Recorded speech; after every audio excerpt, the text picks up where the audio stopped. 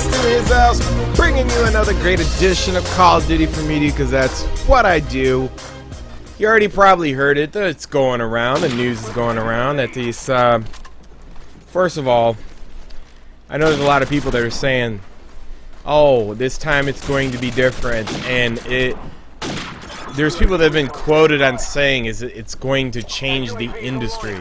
I don't know what the definition of industry means, like industry for certain play type, MLG, certain industry for pub games. I don't have the answers to that. But if you don't know what I'm talking about Black Ops 2.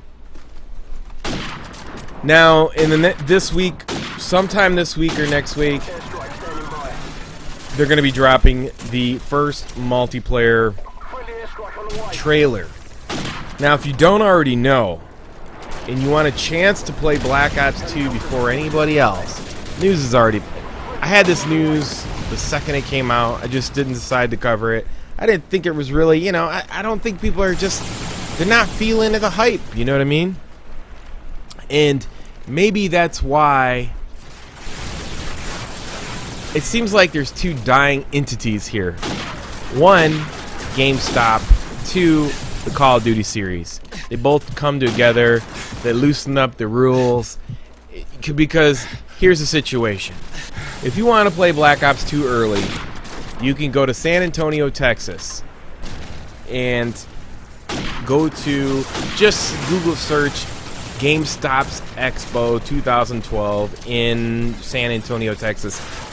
And for a fee of $35 or VIP of $100, you get in, you get to play all the games. Now, this used to be just reserved for managers and associates and so on and so forth for the industry. But, as we all know, a lot of games are getting to the point where they're downloadable content streamed to your computer. There's no longer this physical hardware in your hand for you to buy.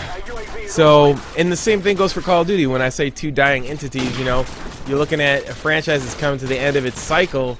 You know, you look at 9-10 years, you know, people are like, but, you know, there's always a new generation of 12 and 13-year-olds that are willing to take their place.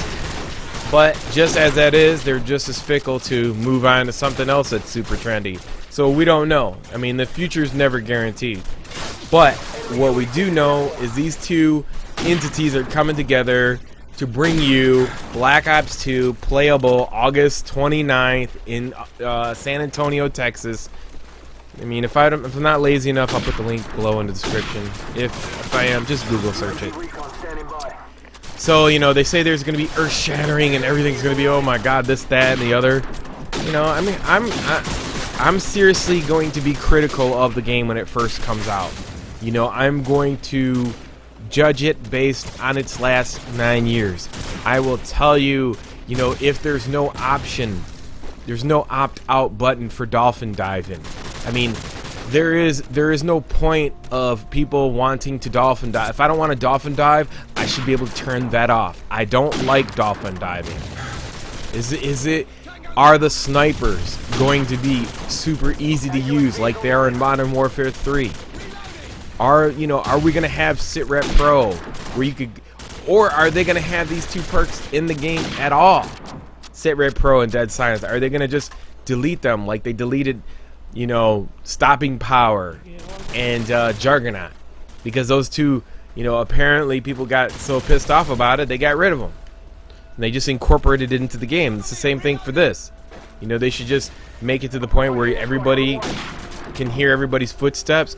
It should be up to you to figure out whether or not those are the enemies or not the enemies. I mean, if they want to give you, you know, hearing what is it, sound UAV, then that's fine. I don't see how sound UAV is fair, because how is it? It doesn't come with the game. That's the point I'm trying to make. You know, you're saying, like, I don't understand the philosophy of creating this situation where you're making people buy something that's outside the game.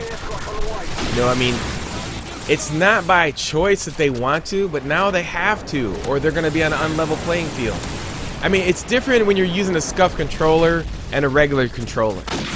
You know what I mean? I mean, you can still compete with a regular controller versus a SCUF controller. You could still compete. I mean, it's a very small advantage. It's more of a comfortability and likeness, if anything else. You know, these are the things that, you know, I'm seriously going to look at. You know, I mean, did they move the reticle from the center of the screen? I mean, if they're going out of their way, to make this a competitive game in the pro circuit, I will tell you the truth. If they do not move the reticle from the center of the screen to where you cannot head glitch, then everything they've done is bullshit. I'm gonna say it right now, because if you're going to have a first-person shooter that is supposed to be MLG competitive, then the reticle is supposed to be moved to the middle bottom of the screen like Halo's. That way you cannot head glitch. If you want to shoot, you have to come from behind an object to shoot. You can't hide behind an object and your weapon doesn't show in just your head and you're shooting people. It doesn't work that way. So if they're going out of their way to make this super uber MLG earth-shaking game, it's gonna be pointless. It's gonna be pointless if you do not change the reticle. The reticle placement. As a matter of fact, I'm gonna tweet that to Vaughn. I mean, if you didn't do nothing for the reticle, if it's not off center to the bottom where people cannot head glitch, your whole 2 years of working on the game, or whatever, how many years you was working on this new MLG competitive situation, was just all in vain. It's all vanity. That's the truth. It's not about the game. Because if it was about the game, you would have fixed the reticle. And I'm seriously going to point that out. I'm going to do a behind the camera, like where I'm going to have the camera looking at the screen and showing. Anyways, I'm going to go through it thoroughly when the game comes out, the pros and cons, and be positive about it. Anyway, till next time, it's your boy Fist. Peace. I'm out.